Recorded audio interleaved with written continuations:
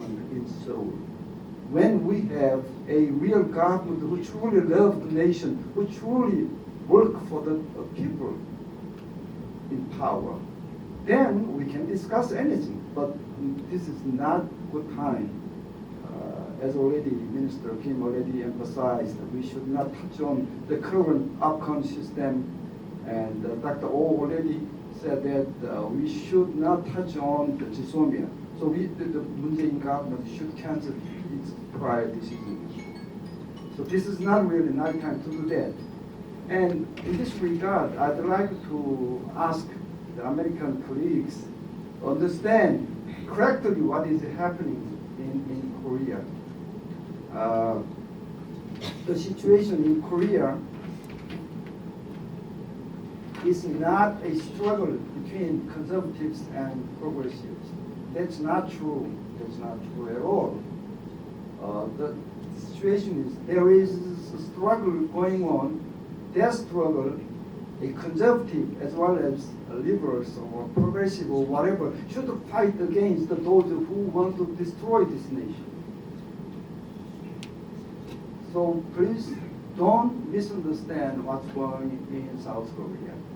A typical example may be yesterday's article on New York Times. Please read it. It's shocking. It's shocking. That article deals with the rallies in South Korea. And if that article is 100% correct, then the South Korean citizens participating in the rallies every Saturdays are simply followers of a demagogue, a crank and crazy demagogue. This is so skillfully misleading the situation, as if a crazy group of so-called conservative people are fighting against the really non-problematic liberal government in South Korea. So this is what is happening. This is the outcome of controlling all media by the President Moon Jae-in.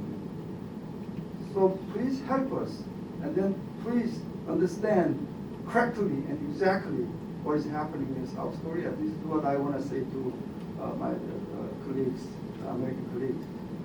But finally, I'd like to say something to President Trump. I'd like to really entreat cordially President Trump to refrain from some words and deeds that from time to time surprise South Koreans. We actually voiced our concerns when North Korea revived the missile test fire this year, violating the UNSCRs, and when President Trump said, "Oh, it's okay, their missiles doesn't threaten the United States." So it was shocking to us, and we could hardly believe what we heard when President Trump said a joint military drill is total waste of money. And also we were astonished again when he said South Korea is ripping off the United States. And also we know now that President Trump is demanding 5 times increase in South Korean sharing of defense burden sharing. Okay, it's okay. It may be very effective way of dealing and a unknown people. It may be really a good way of forestallment tactics, to maximize the profit out of a deal between unknown people. But this tactic may not be applicable to 70-year-old bloodshed allies. I'm saying that this type of tactics will help expand the anti-American sentiment in Korea, and by doing that, it will help those South Koreans who want to destroy the alliance. So we are quite worried about that. And also some other South Koreans are suspecting that Washington may be considering abandonment of our allies by doing by asking like that, we need to consider some different ways, I think. I personally hope that type of negotiation can happen when a normal government is in power in Seoul. So why don't we stop that kind of negotiation right now? Well, finally, I know Dr. Yu is looking at me, but I want to give my final comment like this. Please don't forget, South Koreans, including myself, still have very wishful but still very strong belief that what President Trump say or what he does is sometimes surprising, but it should not be, must not be a part of a harbinger of giving up South Korea, but it should be a part of a well-designed grand strategy transcending the ordinary person's imagination in order to fundamentally change the North Korea. So we want to believe that way. We will continue to believe that way. This is why so many South Korean citizens taking to the street every Saturday begins their rally meetings with a salute to the President Trump under the Star Spangled Banner. This is how they begin their rally meetings in Seoul. So what I'm saying? What I'm saying is South Korea won't seriously expect the president of only ally, the United States, to be a true friend of those South Koreans who are fighting for democracy, freedom, and alliance. Thank you for your waiting. Thank you, Dr. Kim, and all other panelists too, to whom really I owe an apology for not having introduced you properly and being so tight with the time. But all of this was designed pretty much to promote the exchange with you, who have spent some close to 3 hours here with some burning questions. We'll talk a little bit during that time.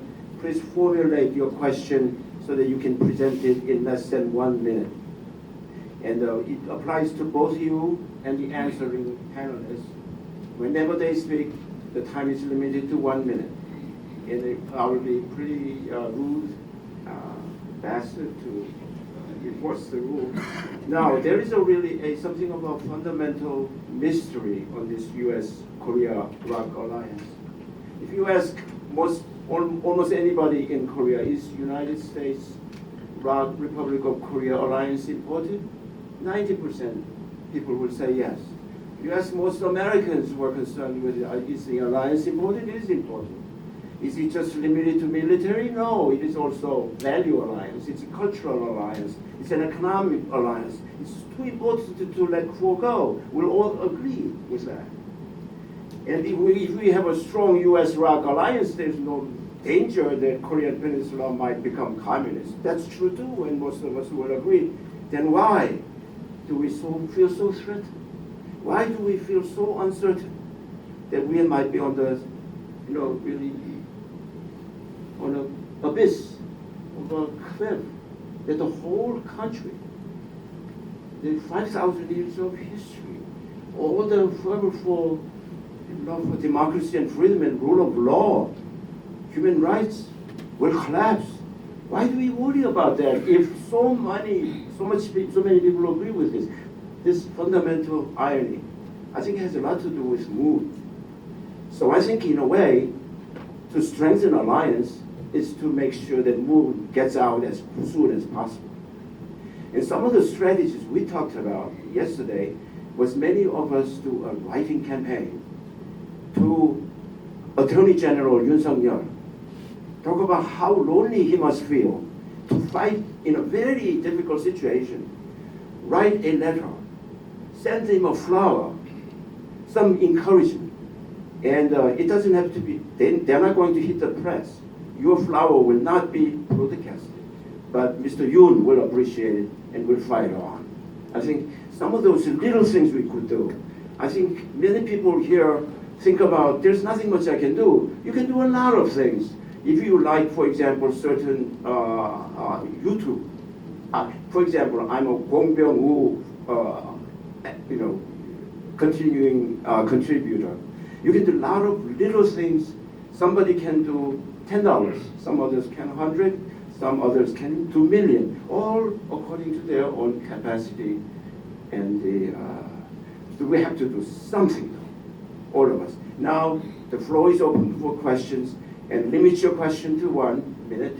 And I will receive 3 questions, and then panelists will address them. If there is time, we'll move to the next 3 questions. So first question, first come, first serve. Chairman Lee has another announcement. I'll make it in Korean language. 저희가 지금 이 연방 로가 까다로워져가지고 지금 호스팅을 엘리엇 엥겔 의원으로 하다 보니까 음식을 할 수가 없어요. 그래서 저희는 음식보다는 호스트를 하자고 해서 했는데, 그러면 이제 그 우리 이영희 회장님이 잘 음식을 준비하셨는데 이제 끝날 때 들여다 놓고 이제 이렇게 했거든요. 그래서 도시락으로 준비했기 때문에 여기하고 상관이 없잖아요. 그래서 여기다 지우면서 그럼 이제 음식을 가져가라 했더니 그분이 타이밍이 안 맞아서 지금 전부 아난데일로 가지고 가셨나 봐요. 그래서 아난데일 오신 분들은 또 이영희 회장님께서 잘 서플라이가 되는데, 하여튼 저희가 최선을 다해서 제가 또 픽쳐 보니까 너무 음식도 맛있게 준비를 하셨는데, 그게 어떻게 서플라이가 될 수 있는지를 저 뒤에 계신 우리 이영희 회장님한테 말씀하셔서 저희 주최에서 모든 걸 준비하는데 요 에틱 룰이 좀 까다로워서 이렇게 된 거를 좀 양해해 주셨으면 좋겠습니다. 그 식사 어떻게 결론적으로 식사를 이영희 그 회장님한테 말씀드려가지고 거기 지금 아마 일찍 가지고 들어오라 했던 게 이제 서로, 그리고 저도 본 게 저희가 2년 전에 할 때 아무 이상이 없었는데 이게 막 뭐가 룰이 바뀌었는지 뭐 네임 붙이고 많이 바뀌었더라고요. 그래서 그분이 기다리시다가 도로 애난데를 가셨나 봐요. 그래서 한번 상의하셔서 네. 글쎄요. 이 저 디스커션을 그냥 하고 거기 끝날 때까지 어떻게 뭐 좀 솔루션을 해서 제의해 주세요. 자, first question, please. Okay. Mr. Lee. The problem is Moon Jae-in. We have no microphone, so okay. I will try to rephrase your question. Please make it short. You say 1 minute. Yes. Make it within 1 minute.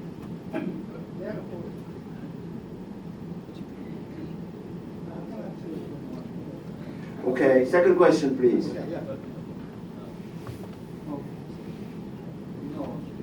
When you have 20 minutes, somebody has to do something. Okay, problem is Moon Jae-in. Moon Jae-in is supposed to be the head of our counterpart, the alliance part. One of your partners is dealing with our enemy. How do you do with that? That kind of relationship cannot last very long. You're speaking about relationship between The U.S. and Korea US. supposed to be partner. Yes. Very strong partner. They say alliance. But one of the partners is dealing with the enemy. He's working all the way for the benefit of the enemy. How can you continue those relationships if your partner is dealing with the enemy? So that is the question is, if U.S. ROC alliance is so strong, how is it possible that the one side deals with the enemy of the other? That's correct. Okay, that's a so I question think of- that is the focus of the discussion. We say, bragging about we have a strong alliance with the U.S. The Korea alliance. But I that think we alliance- understand your question. Right. Thank you. Second question. Dr. O. Microphone. You might have to move a little bit to where the microphone is and vice versa. Come on. If your question is important, you have to travel a little.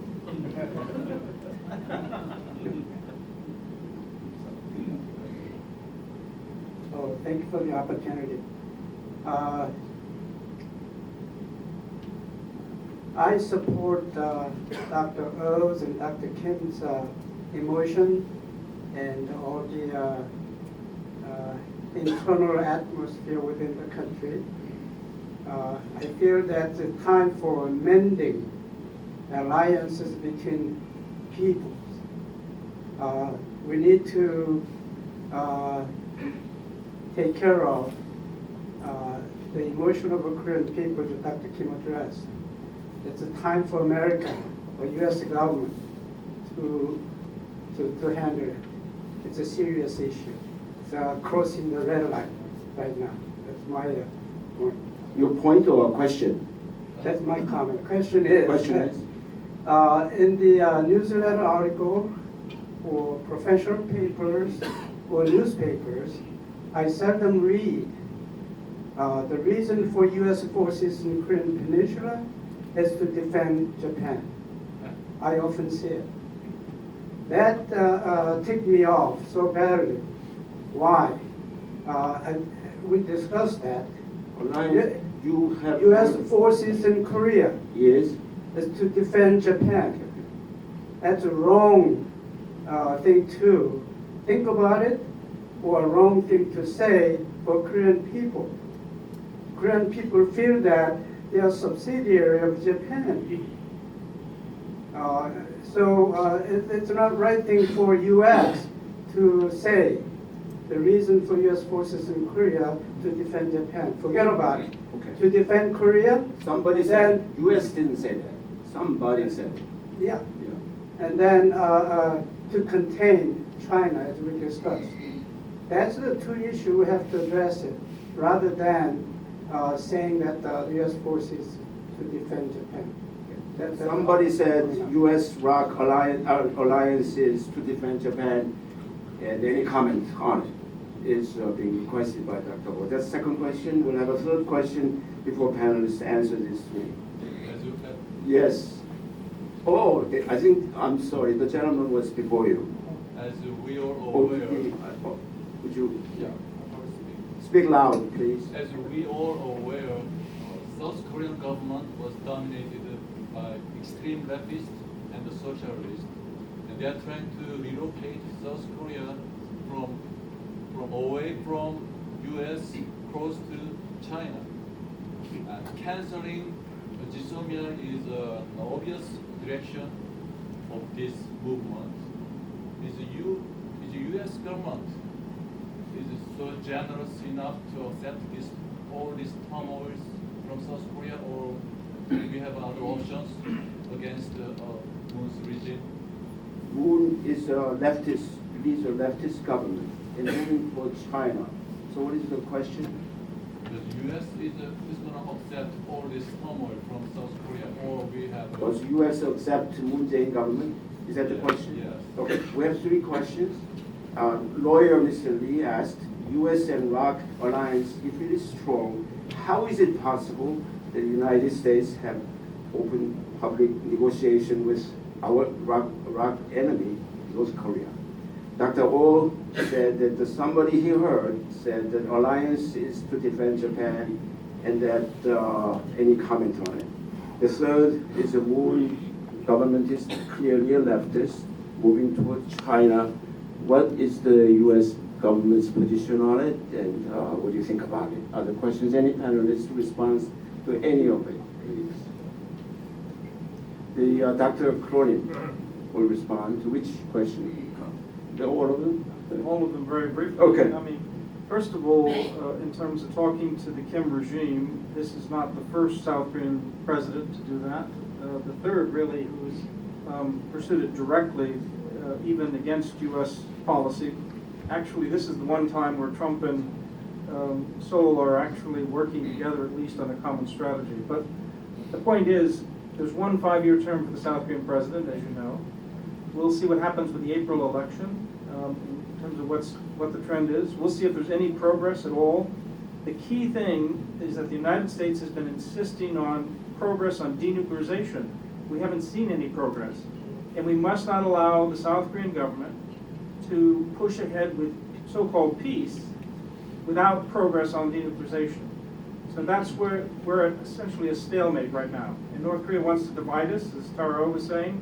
We must avoid that, and we can ride this out, essentially. Our democracies are both resilient and strong. You know, we're not, the forces in Korea are not there to defend Japan, but we're very proud of saying in both Seoul and Washington that this is a linchpin alliance for both peace on the Korean Peninsula and in Northeast Asia. And that's a reality. The reality is that South Korea and the United States help provide peace and stability and prosperity for all of Northeast Asia. And it's a good. Japan benefits by that, by the way, but that's not the principal reason we're in Korea. So I don't know who exactly said that one statement. And then finally, the issue of, you know, the United States is not going to step in and do something about an allied democracy. All right, we're having enough trouble right now. We have some pretty left-wingers running for office in next year's election here in the United States. So the point is, hopefully our democracies can stay resilient. We have to be very mindful of foreign interference in our democracies as well. And I think Taro was talking about how this can play out. So it's very important for us to support South Korea's democracy and support America's democracy and work on a common alliance, not make appeasement a policy, but stay strong. And if North Korea wants to change, then we should not be afraid of peace. But the reality is we haven't seen it. So, and we're not expecting it, but if it comes, we have to be willing to adapt as well. But we've been testing that for a year and a half and it has not happened. So I don't think it will happen. Any other panelists respond to these three questions? Dr. Kim. Well, what will happen, what the United States will do about the Korean Peninsula. But before that, I'd like to take note of the real purpose of the Moon Jae-in government. Why do they do that? In my case, I first of all had some expectation from Moon Jae-in government. So when he began to evolve his security policies, so I thought, oh, this is not right. This is not right. But later and later, I found that there was inexorable consistency and unwavering directivity of all his policies toward one point. This is what I found out of his security policies. Right. Everything, every policies the Moon Jae-in government is pursuing is contributing to the success of the Pyongyang government. This is my final finding. That is the reason why I am here. So we should know that, and the United States government should take note of this too. Then I think everything will be very clear for the United States what to do next stage. Thank you. General Song, Chairman Lee, how are we doing with time? Do we have to conclude soon? General Song, do we have to conclude when? Yeah. We can continue a little longer? 3 more questions after this? You think we can do that? More questions? Okay, one One or two more, yeah, up to 2 or more, and then we'll deal with them together. And this Okay. gentleman comes from Canada, They're from Canada. Toronto, Canada. Oh, yes. Yeah. I actually traveled all the way to come to this conference. Amazing. More people came from Canada. Yes, another. Korea and Hong Kong. Okay, we all agree Yeah. that GSOMIA is an important instrument for trilateral security alliance. Extremely important. Yeah. And it is evident that Moon Jae-in is not reversing. What do you think will happen? 22nd is the date, right? Okay, decision. What is going to happen? Okay, now, Either extended or canceled. okay, and we all agree the problem is Moon Jae-in government, okay? What do you think, what do you predict the U.S. government would do or should do. For me, I would think that two options for Trump administration. Forsake Korea, okay? Impossible, okay? Another option, another option would be forsake Moon Jae-in.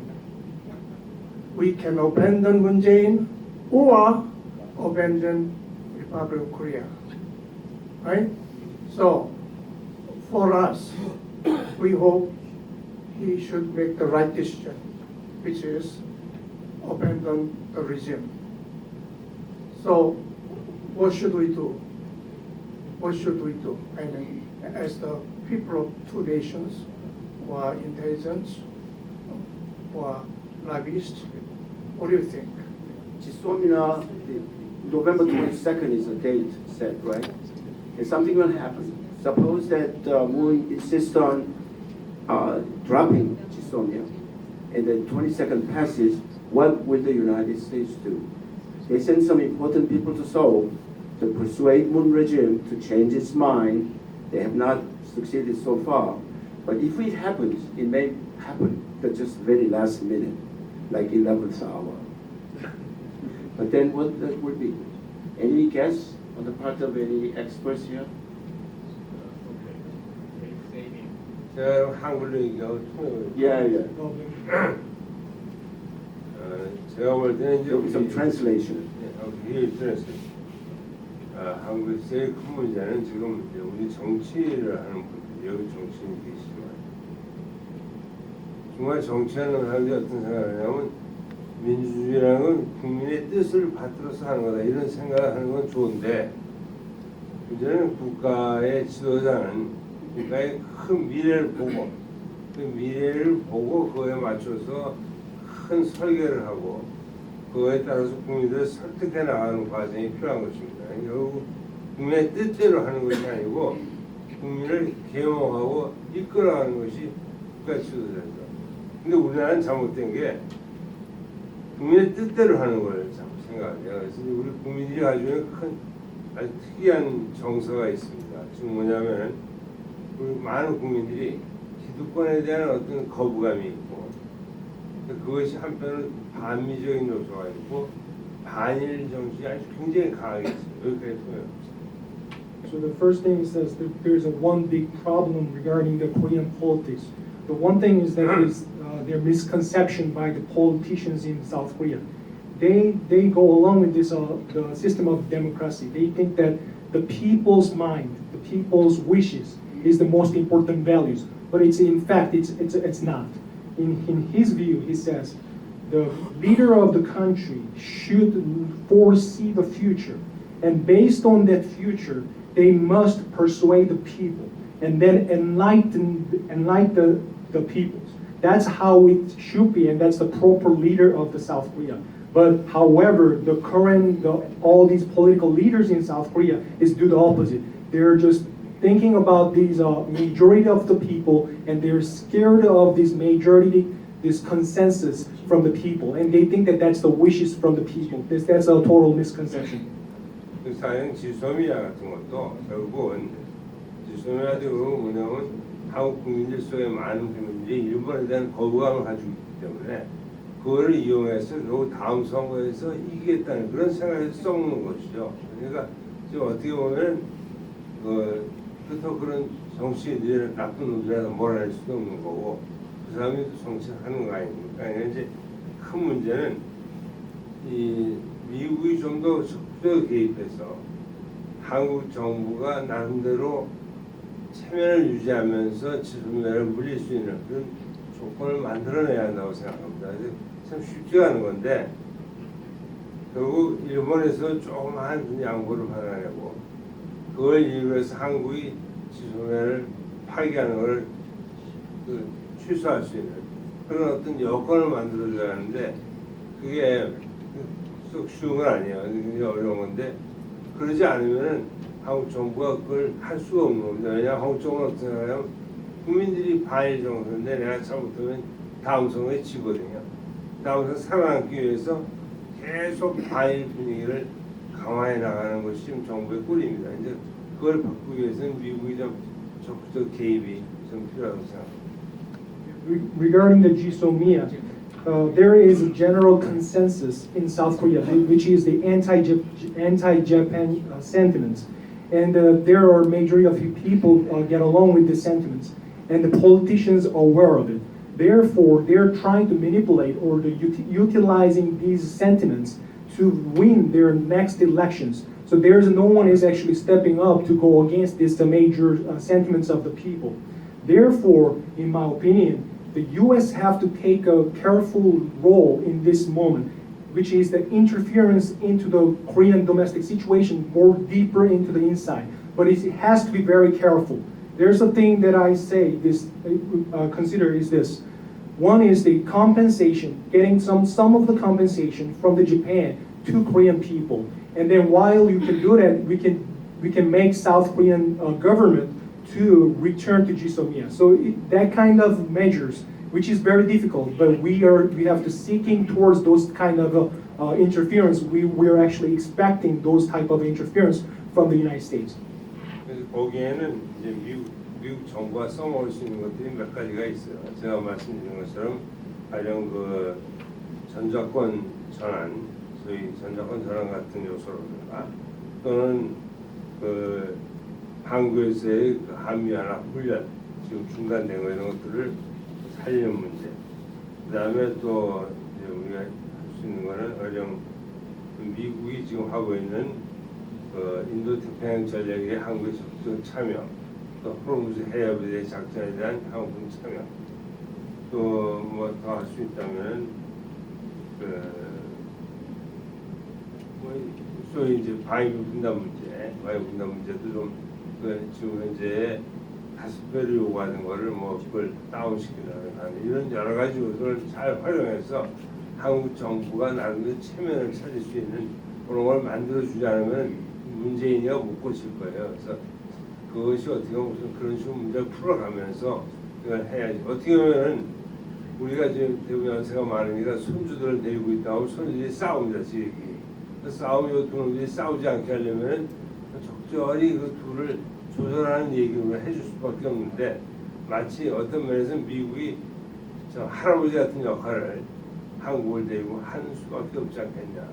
한국과 일본을 데리고 그런 그 노력 외에는 해결 방법이 없지 않겠나 이런 걱정을 합니다.